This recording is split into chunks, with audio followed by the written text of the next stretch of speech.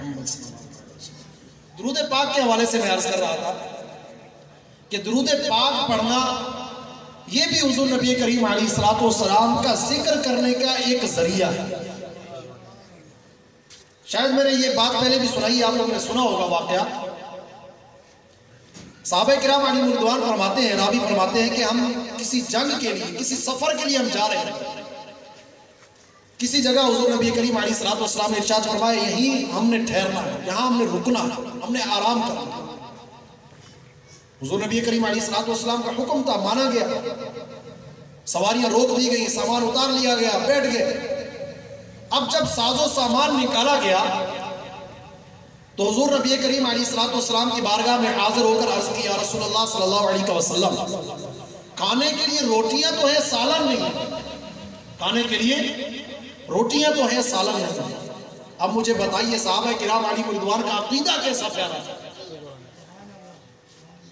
साहबा किराम अलैहिम रिदवान का अकीदा कैसा प्यारा था। मुझे बताएं कि जब साजो सामान लेकर जा रहे होंगे तो क्या कोई सामान हुजूर नबी करीम अलैहिस्सलाम को भी दिया होगा कि आप उठाकर लेकर चले? यकीनन नहीं दिया। साहबा किराम अलैहिम रिदवान खुद हाजिर होते थे, आपकी खिदमत में जब हाजिर थे तो सारा साजो सामान आपके पास था, लेकिन हाजत के लिए किसके पास गए? हुजूर नबी करीम अलैहिस्सलाम के पास। जो लोग कहते हैं हाजत के लिए किसी के पास जाना जायज है, ये साहबा किराम की सुन्नत है। हुजूर नबी करीम अलैहिस्सलाम की बारगाह में हाजिर हुए, या रसूलल्लाह सल्लल्लाहु अलैहि वसल्लम, खाने के लिए रोटियां तो है, सालन नहीं है। तो हुजूर ने भी ये नहीं फरमाया मैं यहाँ कोई होटल लगा के बैठा हूँ या मैंने कुछ सालन पका के रखा हुआ। हुजूर ने फरमाया मेरे सहाबा परेशान थे। अब सहाबी रसूल अभी बारगाह अक़दस में हाजिर है, इतने में एक शहद की मक्खी हुजूर नबी करीम अलैहिस्सलाम के कान मुबारक के सामने आके भिनभिनाने लगी, कुछ कहने लगे। इतने में हुजूर नबी करीम अलैहिस्सलाम ने थोड़ी देर उसकी बात सुनी, उसने भिनभिनाहट की, फिर थोड़ा ऊपर हो गई। तो हुजूर नबी करीम अलैहिस्सलाम ने अर्ज की, ऐ सहाबा ये मक्खी को देख रहे हो? ये मक्खी अभी मेरे पास हाजिर हुई है कि तुम्हारे सहाबा के पास, तुम्हारे काफले में खाने के लिए रोटियां तो है, सालन नहीं है। मैंने एक चट्टान में छत्ता बना के रखा हुआ है शहद का, सहाबा किराम अलैहिम रिदवान को भेजिए, वो छत्ता ले आए, उससे रोटी तनावल करो। मुझे बताएं उस शहद की मक्खी को कैसा पता चल गया? अल्लाह तबारक व तआला हर चीज पर कादिर है। अपने नबी की बारगाह में एक जानवर को, एक छोटे से जानवर को, मक्खी कितनी बड़ी होती है, मक्खी को पेश कर दिया। तो सहाबा किराम अलैहिम रिदवान को हुजूर नबी करीम अलैहिस्सलाम ने इरशाद फरमाया, मेरे सहाबा इस मक्खी के पीछे पीछे जाओ, जहां ये जाए वहां से छत्ता उतार कर ला, शहद का छत्ता उतार कर। साहबी रसूल 2-3 सहाबा किराम अलैहिम रिदवान आप उस मक्खी के पीछे पीछे जा रहे हैं, मक्खी आगे आगे जा रही है।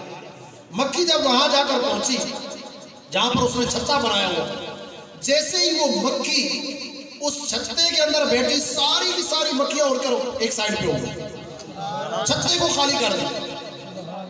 अब साहबी रसूल ने, उन्होंने बिल्कुल बड़े आराम से, बड़े मजे से, बड़े प्यार से उस छत्ते को उतारा, उसको महफूज किया, लेकर हुजूर नबी करीम अलैहिस्सलाम की बारगाह में हाजिर हुए।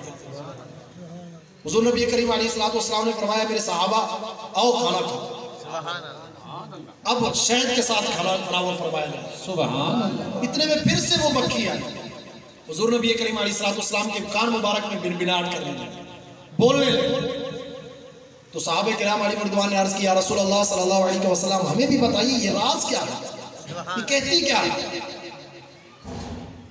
तो सहाबे किराम अलैहिम रिदवान को हुजूर नबी करीम अलैहिस्सलाम ने फरमाया, मेरे सहाबा जब ये पहली मर्तबा आई तो इसने ये कहा कि आपके पास खाने को चूंकि सालन नहीं है तो हमने छत्ता बनाया, वो छत्ता ले आए और उससे खाना तनावुल कर। अब ये जो आई है ये मुझे ये बता रही है कि ये छत्ते का ये जो रस है, ये जो शहद है, ये मीठा कैसे होता है?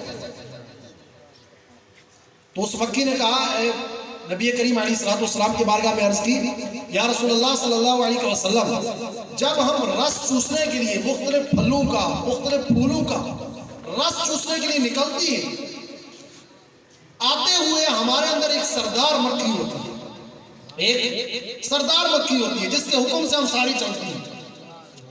उसका काम ये होता है कि वो तुम्हारी जात पर दूध पाक पड़ती है।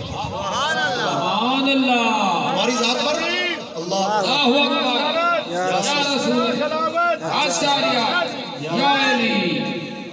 तो उस मक्खी का काम ये होता है कि जब आते जाते वो दूध पाक पड़ती रहती है।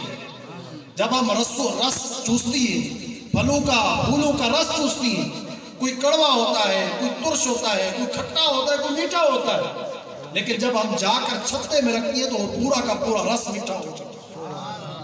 तो मुझे बताएं कि जो एक छोटा सा जानवर, एक परिंदा, एक हशरातुल अर्द, जमीनी एक कीड़ा, हुजूर नबी करीम अलैहिस्सलाम पर दुरूद पाक पढ़कर खट्टे मीठे रसों को चूस कर मीठा कर सकती है, तो उम्मती दुरूद पाक पढ़कर हमारे अपने दिलों को मीठा क्यों नहीं कर सकती? यकीनन दिलों को ठंडा कर सकती। या रसूल